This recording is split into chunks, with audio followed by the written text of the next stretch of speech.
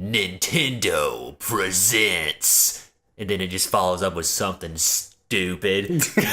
Because like you know when you start your game like that with Nintendo presents, you're proud of that crap. You know, like look at this title. This is like they're opening like a freaking movie. It's like, look at this thing we did. It's like everyone in this world, including Nintendo themselves, knew that this game was gonna be freaking phenomenal. I mean, hey, game of the year for a reason. Game of the year, Nintendo Game of the Year. But what's going on, everybody? We are Two Guys Play, and open your eyes because we're playing some Legend of Zelda Breath of the Wild. This is a long anticipated, especially for us. If you don't know, on our old channel Game Stages, we started a playthrough of this, and it was just freaking fantastic. Not to toot our own horns, and we've wanted to play it again ever since. Yeah, I think this was actually the first game we had planned on doing a Let's Play of on the channel. Just never got around to it until today, that is. Yes, and right now we're looking at the freaking one cutscene in the game. That's my biggest problem with this game. The fact that it doesn't have a lot of story. Right. But like at the same time, it's hard. That's what kind of makes it good in a way. Yeah, it's hard to have a cohesive story with an open world game like this. Right. Because, you know, with games like Skyrim, and I think, let's just say first of all, I think this game completely perfected the open world format. I think every other open world game from here on out has to take notes from this. Because in a game like Skyrim, which it's a game I've played a lot, but really haven't gotten that into. Right. It's still, in terms of the story, you can do whatever you want and go wherever you want, yes. But in terms of following the main story, you freaking have to follow a extremely linear path. You know what I'm saying? Like, there's not multiple options for on where to go for the main story. It's legit, go to this place and talk to this dude. Right, yeah. At the same time, though, that's kind of like the shtick, I guess you could say, with open world RPGs. Like, yes, you do have that freedom, but the story is always going to be linear. But this, like you said, open world RPGs from now on are going to have to call back to this because they've changed the game in so many ways. Yeah, because the story is told entirely through flashbacks, which, except for this cutscene and like one more on the Great Plateau, I'm fairly confident that there's nobody watching this playthrough right now who has not seen or played Breath of the Wild at this point. Yeah, if you haven't, there's probably something wrong there. Yeah, like, it is freaking 2018, the end of 2018, and you're just now like, let me check out Breath of the Wild. This random channel. Heard it's a good game, and it's just like, Two Guys Play, let's do it. Like, the sequence of events that would have to unfold for that to happen are near impossible. So we're going to talk about this game, and we're going to play this game as if you've already seen it before. Like, I don't see us freaking watching all the cutscenes, you know?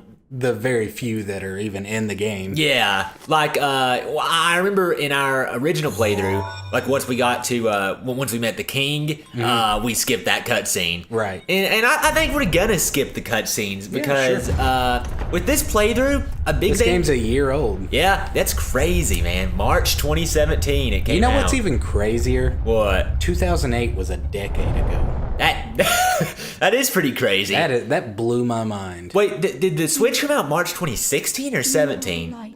I feel like it was 17. This is year 2 of the this is year 2 of the Switch. Yeah. So is this game not? Oh, it's it's like a year and a half old. Yeah. Okay, that's not. I mean, it feels older than that. It feels like this game's been around for freaking ever. But to talk about the game, which I don't know how much of that we're going to be doing throughout this playthrough. Yeah. I mean, it's there. We're going to be talking about it. But we like to present this playthrough as more of like a podcast. We're going to talk about everything.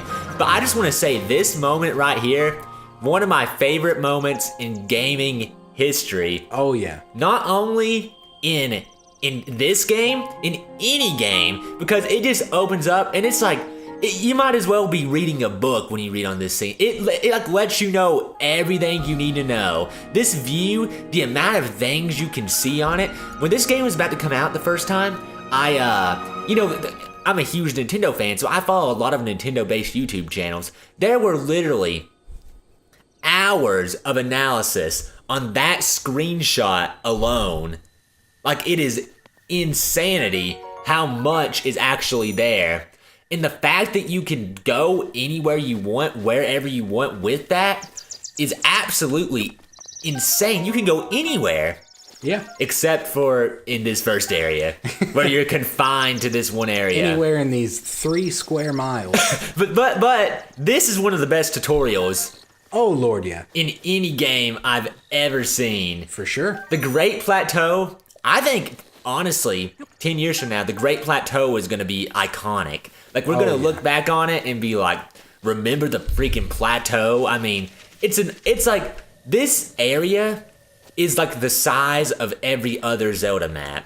Yeah. But it's the tutorial, and they don't hold your hand through it either. And that's what I love about this game. You know, a big thing I hate about modern day Nintendo, and right. I think you can probably vouch for this.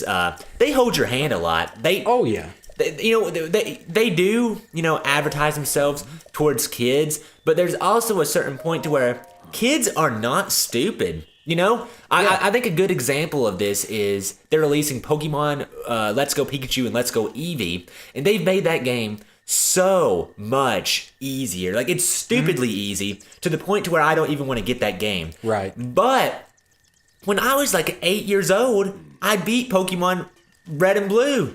Mm-hmm. I was a kid, and I was able to beat that, and the challenge of it was what was most fun about it. And to take that away and not give the kids any credit whatsoever in terms of intelligence is kind of stupid and one of my least favorite things about modern day Nintendo. But this game threw that crap out. Bit of a rant. Out the wall, at the wall. I mean, you see what I mean? Yeah, totally.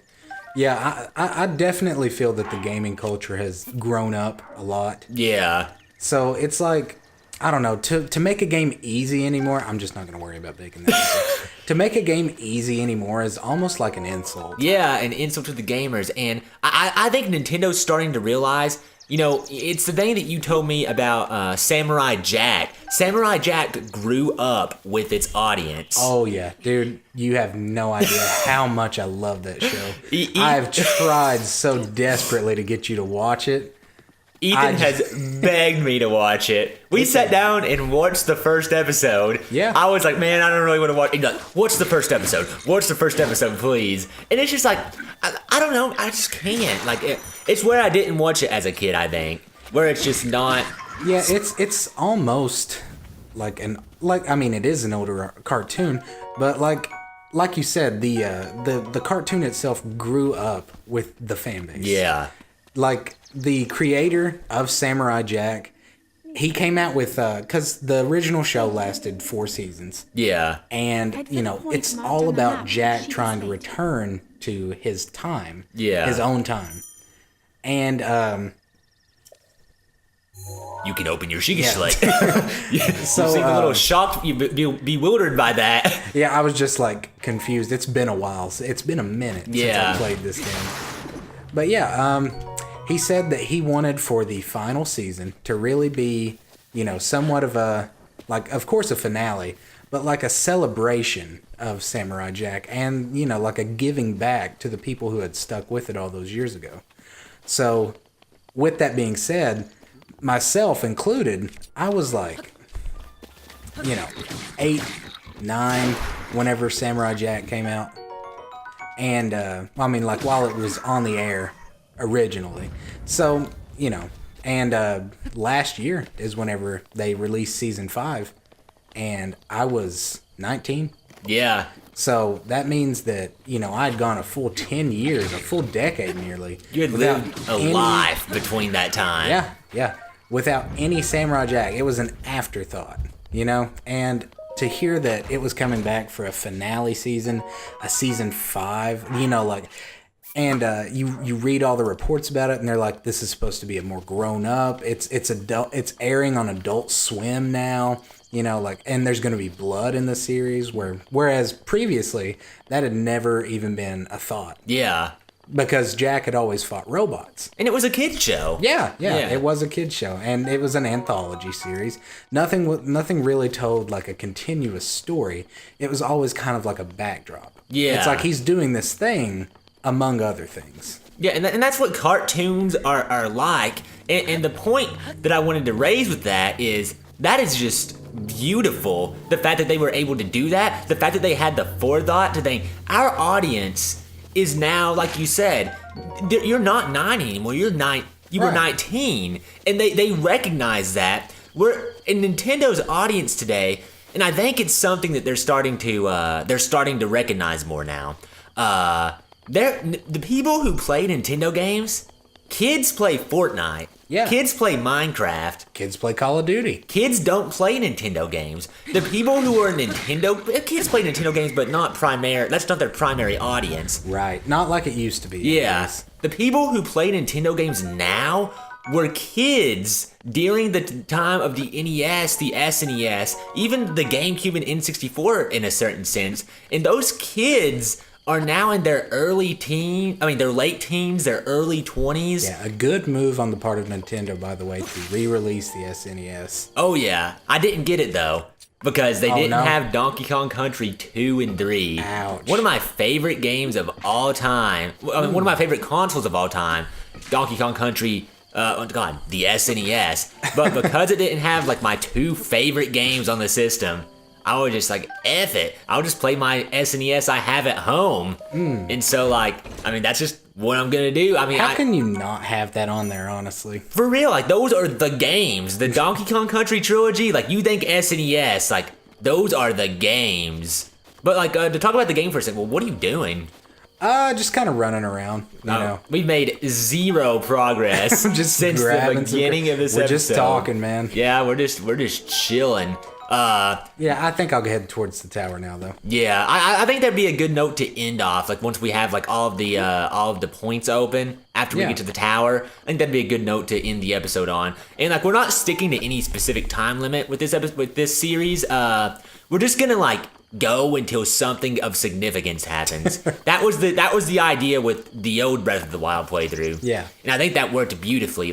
We'll either get somewhere, do something, something of significance will happen. Every episode. Yeah, every episode. So, if it has to go for 30 minutes, it goes for 30 minutes. If it has to go for 10 minutes, it'll go for 10 minutes. Dang. I hate that I can't just shoot an arrow at those boxes and they catch on fire. Yeah. I thought you could. Yeah. Yeah, you taught me that we couldn't. But that is crazy. I guess if you have a fire arrow, it'll work. Also, but crushing it with a giant boulder does the trick? Yeah, for real. Shooting it with an arrow doesn't, but that does. Also, another crazy thing about this game. Yeah. And a reason that I think they should make another game in this engine is this engine took 10 years to make. And the part of the reason it took so long is because they delayed the game. This game was supposed to come out in freaking 2014. Yeah, something like that. And it took till 2017 to come out. I think it was 2017. And the reason is because they had to further develop the physics engine. And the physics engine in this game is so in depth, and it took so long to develop. And I just say, why waste that? You took that long making this. There we go. Why not freaking make a Majora's Mask-esque sequel? Who would be mad about that? Would you have any problem with them using this engine for a sequel game? Oh, look, I wouldn't mind. Oh, dang. First really? death before we even get to the first landmark. Ouch. That's embarrassing. Yeah, I wouldn't mind this engine for any game, honestly. Yeah. It is any Nintendo game. And the thing about it is it would sell phenomenally. Yeah. It's it's almost a no-brainer that they do it. I don't know if I root for sequels like that because I'm in the camp that Super Mario Galaxy 2 is a far worse game. Well, not far worse. Super Mario Galaxy 2 is a worse game than Mario Galaxy 1. Even though, Mario Galaxy 1, 2 might have better level design and crap, and people say that game's better, but I give Mario Galaxy 1, it has more personality and originality, partially because it was the first game, and 2 is just a sequel at the end of the day. And so sequels can be hurt by the fact that their original game was so good, and I do think 2 is hurt in my eyes by that. but Jesus Christ, just destroyed them. But That like, was a pro strat move. but like with a game like Majora's Mask, for example, Majora's Mask uses the same engine as Ocarina of Time, right? Yeah. These guys are like out of your league a For little bit. real. Like Just a little freaking bit. just go to that first landmark. And one more hit. I mean, there was no point in eating if you were gonna eat that amount of food. You're dead in one more hit. That'll do it. That'll good. do it. We're good. Yeah. I would use the spiked club just to finish him off. He doesn't have a weapon anymore though, so maybe his next hit wouldn't kill you. But I'm not 100% sure on that. But We're good. We're yeah, Gucci. We're good. We're good. You know, speaking of engines, every time I hear the word engine, and it's partially because I'm a Sony guy, but the Crash Bandicoot series has a bad guy named Dr. N. Jin. Really? Yeah. How's that spelled? N. Period. And then Jin. Wow. So his last name is Jin. His first initial is N. Okay. So yeah, I just always think of Dr. N. Jin. You just associate it with that. Yeah. Also, what's with the X on the map? That's where we died. Oh yeah. Does it put like an X everywhere that you die? I think it's just the last place. you died. Okay.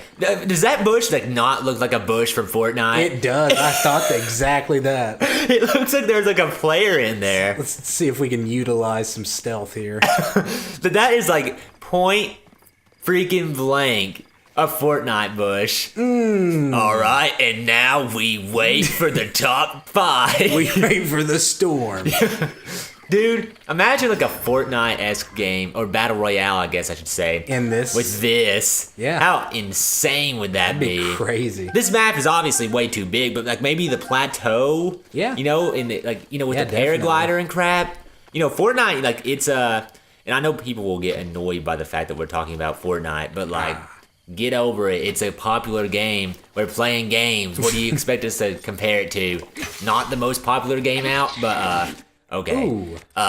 Fortnite, you know, with their little gliders, that's very similar, and I almost feel like they might have taken inspiration from the paraglider in this game. Yeah. Because especially with the new update, I don't know if you've seen, like, now you don't have to like use a launch pad to use your glider. Yeah. You can just straight up jump off, and I mean, I have seen that. that's Breath of the Wild. I'm with the times. Yeah, I stopped playing Fortnite in like season 3. Ooh. But I have seen, you know, Shane, my brother, plays it a lot. So Oh yeah, Shane's great at Fortnite. yeah, so I see a lot of the updates through him. But like they basically, like I even said it before they did that update. Like I had that idea. I was like, you know what would be cool in this game? If they made the movement like Breath of the Wild, where you could just jump off and glide your way to a certain place. Yeah. And I think that update. Because dying from falling damage in Fortnite honestly sucks. Yeah, I mean, go look at on this channel our playthrough of Fortnite. If you don't Yeah. believe us, it is a absolute Travesty. tragedy. Yeah, but ooh, a cutscene.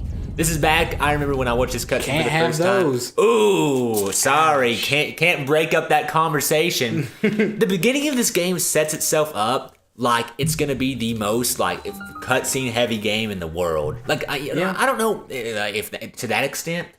I don't know if it's gonna be like a Xenoblade, but like it's not even close to Xenoblade. But it sets itself up like it's gonna have a lot of cutscenes. I like how they say distilling information. Kind of makes me think of a distillery, and the fact that it's done through like liquid, it just hammers that down even more for me. Excuse my ignorance, but what's a distillery? Like a alcohol brewing place. Oh yeah, Yeah, that's a distillery. just a place where they brew alcohol. Yeah. Huh. Cool. So this is a information distillery. Yeah, you learned something new. They say that for every 2 Guys Play episode you watch, you Yeah. learn something new. I've heard that. So if you want to learn something every day, just watch a 2 Guys Play episode every day, and you got it. But anyway, Yeah. With that, oh, this view. we're gonna have to leave you. So thank you guys so much for watching this first episode. We apologize for the lack of progress, but I think the conversation was good. Yeah, it was. So we're dead. See ya.